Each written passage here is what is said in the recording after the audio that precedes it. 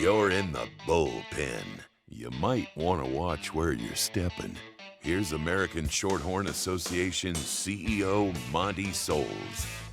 Well, I want to welcome you to the Shorthorn Bullpen. This is Montie Soules, your host with the American Shorthorn Association, and today we got Clint Walenciak, and he's from CAB, Certified Angus Beef, and he works real close with CAB to supplying the pipeline of getting beef to their sales team. So, Clint, tell us a little bit about your background, where you come from, and how you end up where you're at today. Sure. So I grew up in Oklahoma, northeast Oklahoma, Lenapaw for those that get real specific. But we were actually a Simmental operation, and then ran some stocker calves on grass there. Moved on to Oklahoma State, meat science program, animal science program. Was able to do a grad studies there, and then once we wrapped up grad school, went to Certified Angus Beef there in Worcester, Ohio. Just last week turned the 24th year there with the program, so it seems to be working out all right. You must like being a Buckeye now. Well, they say the OSU, and so we make sure that make them realize there's others out there. Yeah, no, I understand. I agree with you there. So a little bit about what Clint really looks into doing here is we're really supplying beef through the Certified Angus Beef program. Some people may wonder why we're sitting here talking to a CAB rep and we're in the Shorthorn breed. Well, we're all in the beef business, and we need to understand what goes on out here in the world that we're all working toward. And we really need to hold hands sometimes with them. I mean, there's going to be shorthorn cattle that are going to qualify for CAB, just according to what they have for their regulations. And it's a quality grade plus the black hide.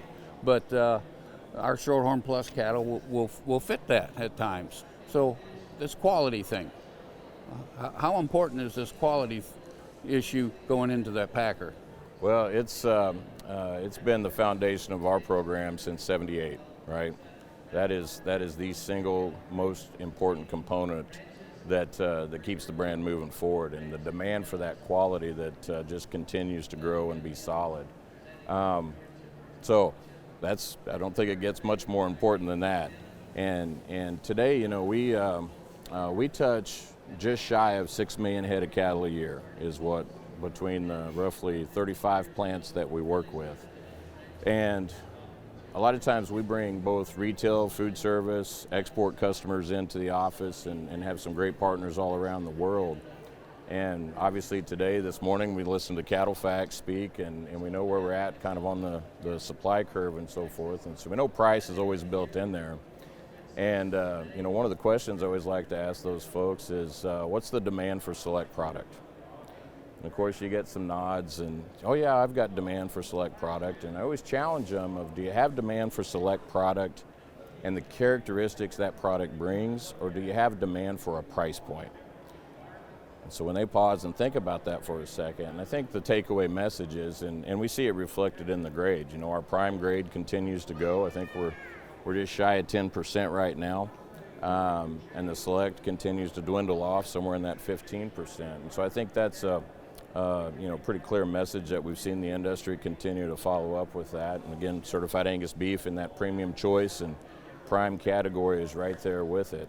And I also think when we think about the price points, especially that we're headed into, and we've been in here for at least the last year or so, from a consumer standpoint, they don't have a problem with the price point, but it better deliver. Deliver from an eating quality standpoint. And so as long as we can keep that price-value relationship with the products that we're bringing to market, then we're in pretty good shape. But if we start to slip in that regard, that's where we're going to find trouble. The price point versus quality, and I've made this comment. I think I talked to you on the phone about it. I'm not really sure there's much of a market out there for select cattle. Right. If you don't want a great choice, you really don't have a place in the industry to speak of. You just don't have a market. You're indicating that with the two ends of the market that you deal with. So define a little bit about when you say upper choice. Can you define your what you guys use at CAB? I mean, there's a number of branded programs, and I'm sure as cattle get put into the pipeline, CAB cattle will fit for other programs, and you'll have some other programs that would fit for CAB. So you kind of cross back and forth and have to work with that. Yeah, so for our standpoint, so our brand is set up with 10 specifications, with marbling being the most important component, quality, modest and higher. So that's what most would refer to as average choice or higher is the baseline. The other components would be dealing with consistency and sizing and things like that, color of the product and so on, carcass weight and so forth. But when we think about the reason an animal doesn't qualify, marbling is the single biggest reason that an animal doesn't qualify. About 80% of the time of those that fail, marbling was at least a component of the reason that they did that. So modest and higher, average choice and higher, and then we also go into the prime grade as well. So Certified Angus Beef Prime, those other 9 specifications would be the same. And then the marbling piece would be slightly abundant or higher, which is minimum requirement for prime, and can be promoted for those for that quality level as well. So that's kind of where the specification is set up. You know, to your point, branded programs, they run not just down to select, but we've got cow programs that are still going to be promoted as a certified program. Now, granted, most of those programs are probably looking at a ground beef system or something like Some that. kind of a hamburger. Exactly, Yeah. for cold cows. Yeah. But yeah, the space, as we look at that modest and higher, or premium choice would be the other way a lot of folks would refer to it, premium choice or higher, is really where the focus is. And I think even as you look at the quality grade that we're seeing reported by USDA right now, the low choice, that small marbling category, is really pretty static. But fortunately, we're seeing some growth in that premium choice in that prime category, which becomes really critical in the conditions we're in now as we think about cattle numbers coming down and continuing to go down for the next couple of years. As that pie gets smaller, we need to keep promoting on the quality side so that the quality piece of that pie continues to hold ground. I forgot to ask you before we got into this, but I think you've worked a little bit with some of this quality grade with USDA, that there's some questions out there. Because our program is a USDA certified program, we work very closely with that team, working with our packer partners in a number of those plants. Obviously, the grading system is a key component throughout.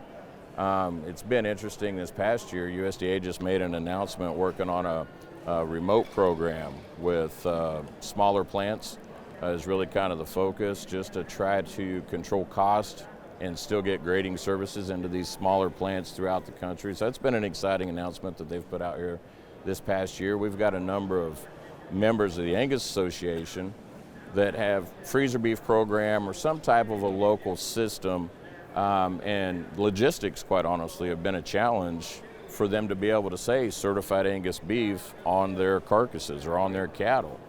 And so here over the last year, our Ranch to Table program has come about for those association members using those Angus bulls and so on. And it could be as small as a freezer beef program where they're maybe doing only a couple of head every other week. Some of those can scale up pretty fast with some of the breeders that are out there, potentially even maybe servicing a local restaurant or a local retailer on a regular basis. And so it's been exciting to see that program come to light. Allow those members to be able to tap into the brand directly, and again, meet them where they're at on whatever the size and scope of their program is. But everyone counts, and again, this brand is owned by those members of the association. So taking those steps to be able to make it something that they can touch and feel in their own operations, pretty important. I know there's a connection there, and maybe everybody doesn't really understand that total connection between CAB and the American Angus Association.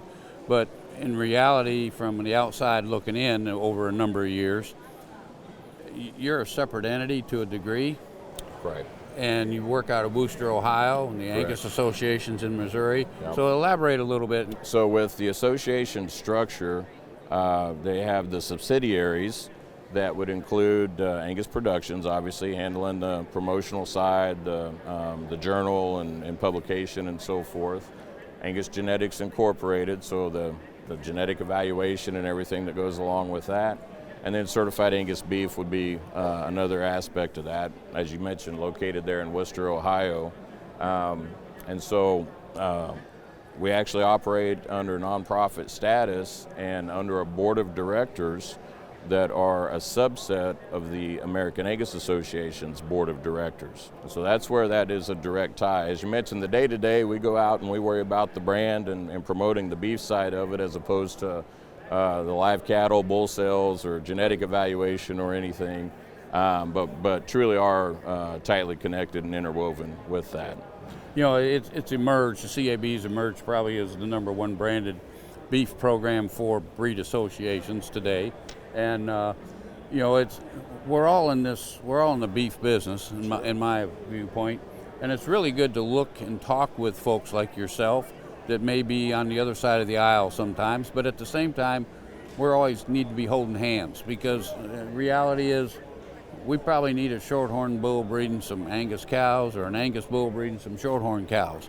It'll make your product, it'll make our product. Sure. And that's the partnership of being here in the beef cattle industry, period. And the purebred seed stock industry, yeah, they all got their passion. It's like a religion, I call it. That folks, the folks really love their own breed that much. Absolutely. And that's fine, and they should. Our people do, and the Angus people do at the same time. But I really think there's a message here that I see, and I even believe it even more after visiting with you, where you're in it on a daily basis, that this quality grade going forward, this association with the person that's going to consume our product, and the importance of a producer making sure they do the things and take advantage of the technologies that are out there today to make sure their product will meet the specs that not only for CAB but for anybody that wants to consume this product. Sure.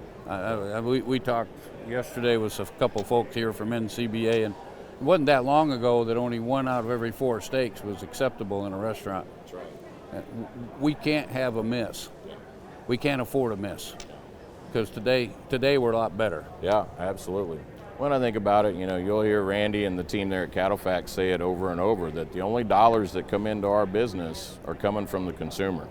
At the end of the day, that's the facts. Mm-hmm. And so making sure that we're delivering on that commitment. And, you know, from the quality standpoint, too,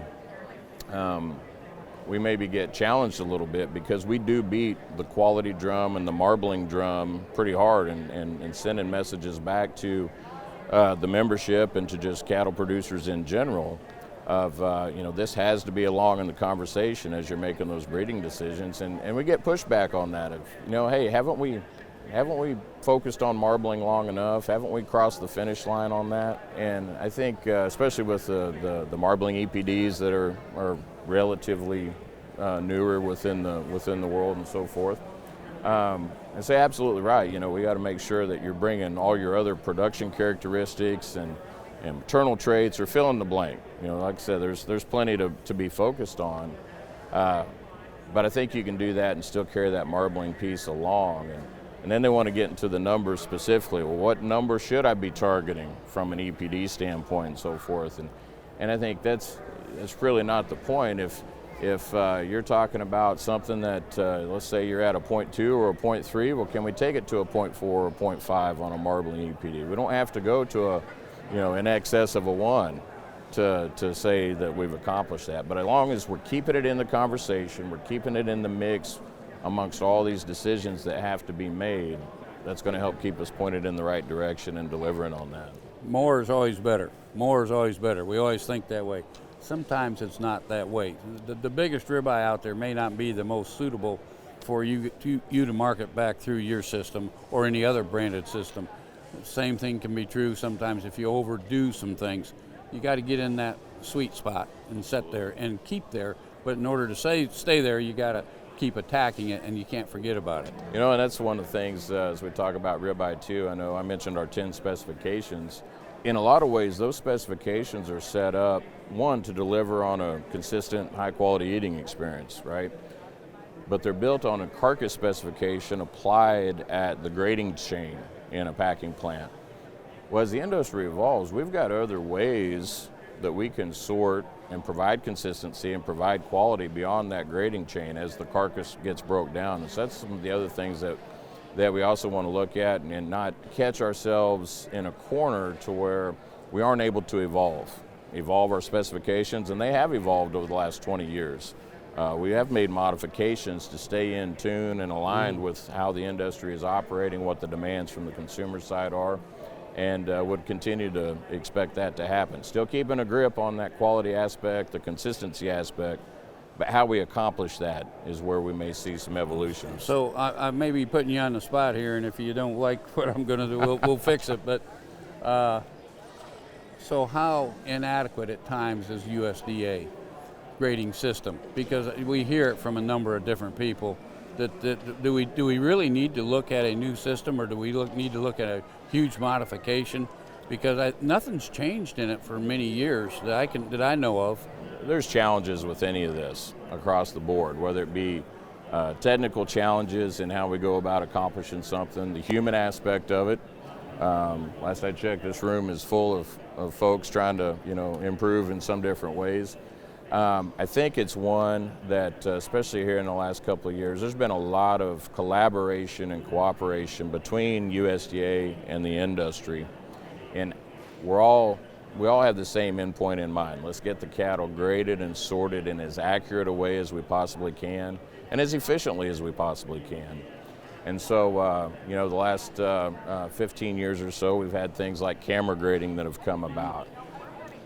The comparison or analogy I always use when I talk about camera grading with someone is it's kind of like doing long math, long division or something. You can do it with pen and paper, but you also can use a calculator just to help you along and make it that much easier. And that's kind of how I would view camera grading. It just helps you be a little more fast or a little more efficient and a little more consistent as you go about the task of grading and so forth. I think we're going to continue to see that evolution take place. We're going to continue to develop with technology that's in the pipeline right now, waiting to come out and just make us all better at that, because again, at the end of the day, we still got the same goal. It's just a matter of how we do it. And so I think there's, again, a lot of good dialogue happening between the industry and leadership within the USDA on how do we serve ultimately the cattle community in those efforts of trying to identify that quality and yield grade as best we can. So as we kind of rub the crystal ball here and we look at going forward with the cow numbers that we got and the rebuilding system and the supply chain, the pipeline going in, carcass weights have gotten a lot bigger here in the last year or so. We haven't seen that effect, but it's going to affect us. So what's your projections as you look at your company? What's going to happen to us here because we're seeing the lowest number of cattle on feed in January that we've seen in a long time, maybe ever. The ability to get out in front and project what we think is going to happen, whether that be 3 months or 12 months out, is beneficial for everybody as we try to, again, deliver with the consumer in mind. How do we do that with as few bumps as possible? Where the overall industry numbers are at, from our peak here just a couple of years ago to where we think we'll bottom, I'm fingers crossed 26 will find us a bottom in head count. It's about a 3 million head swing across the industry of fed cattle. I think CattleFax's projection was right around 800,000 or so fewer this year, probably another 800 to 1 million fewer next year. And so we've got our work cut out for us in that regard, and it's one, as you know, we don't turn this on a dime. No. And so I think when we look at, so when will we increase our head counts and ultimately increase the amount of beef we produce, we're looking at 2027 as really the first opportunity, and that's if all the other conditions, the market conditions, the weather conditions stay favorable. So that's one that as we talk to end users, retail distributors and restaurateurs and so forth, pull no punches. They need to be aware of the path that this beef supply is on, and so we really spend a lot of time trying to help them understand what's going on, why prices may be going up as demand is stable in the face of tighter supplies, and then start to get it into, so how can we manage this environment in our operations moving forward as we try to buy beef and provide that retail or food service either direction. Spend a lot of time on what that looks like. The head count also becomes pretty significant. Of today, it's about 20 to 22% of the total fed cattle are being stamped certified Angus beef. And so a little bit of slip, a percent here, a percent there is impactful. But we do continue to see an increase in those Angus genetics, higher percentage. Today we're about 71% of the population is a black-hided population. We've got things such as beef on dairy and the genetics that are being used in the beef on dairy aspect help us grow that as well. And then that continued focus on quality, whether it be the genetic selection or the management in the feedlot that helps keeping just every little bit we can continue to nudge that quality piece forward. You mentioned carcass weight. We have a carcass weight spec, and so that's a bit of a double-edged sword for us. As numbers get tight, we want to make each one, we're still being paid on pounds, right? So we want to make each one weigh a little bit more, and that's where we see that long term. We've averaged 5 pounds a year of carcass weight for probably about the last 40, 50 years. That puts us to where we're at today, and that'll continue to be important, I think, also from a packer's standpoint. If they're going to be processing fewer cattle here over the next couple of years, everyone they bring in their door, they need to put as much weight on a hook as they possibly can with each one. So, but we do have to be careful, because there is a point where we get them too big. Either they're too big, you mentioned the larger ribeyes. If it's, those 19 and 20-inch ribeyes, those present some challenges in the business, or if hopefully where you can avoid putting too much fat on them, just to avoid that lack of efficiency and ultimate waste from a fat standpoint. But I get it. Back to the pounds piece. It's so still what is an optimum carcass weight right now for your program? For our program, I don't know if I could tell you what optimum is. Depends on what cut of the carcass we're talking about. Some cuts of the carcass we prefer those 1,000-pound carcasses. We think about a tenderloin. The bigger a tenderloin is, the better it yields as it goes in and gets cut into fillet steaks and so forth. Ground beef would be another one. If ground beef is going to be an important piece of this conversation, it's heavier carcass is going to produce more ground beef. But we get into some of these other cuts, ribeyes, strip loins, things like that. Again, where those bigger pieces and heavier pieces can present some challenges as we try to get that on the plate. We think about piece weights as well on box weight. And in this day and age, from an ergonomic standpoint, historically it wasn't uncommon to have 80-pound boxes. And I think for a lot of folks working on the farm side of things, an 80-pound box, 100-pound feed sack, we ought to be able to manage that. But you think about it from an employee standpoint to the butcher working at a grocery store, for example. Not everybody can lift a 80-pound box up on a 5-foot shelf. And so as these carcasses get bigger, it means the pieces are getting bigger and the box weights are getting heavier. And so that's something, again, just one of those aspects that seems relatively simple, but from an operations standpoint, our packer partners, that's something they have to deal with. Of now their customers are pushing back saying, hey, we got to get these box weights down closer to 50, 60 pounds, not the 70 and 80 pounds. Right. So just one more piece of the puzzle. It's just a lot of different things that you have to keep your arms around to keep up with it all. Absolutely. Yeah. But the interesting thing I think that I think we need to look at as producers primarily that we're going to be visiting with here is 2027, before we start to see a real increase in cow numbers and projections from Cattle Facts and the different things that you're seeing here as we're here at NCBA in Orlando. I think we're good for a little while in this beef business. As long as we produce a good product and people keep eating it, we got some good years ahead of us. I would agree with that. Very optimistic. I think, we'll see how the demand deal. We're very optimistic on demand. Again, we keep putting a good product out there. We're going to keep that consumer with their dollar in hand in a favorable way. So as long as we keep delivering on that, we can bring it home. Yeah, and it's CAB and your business, all the branded programs out there.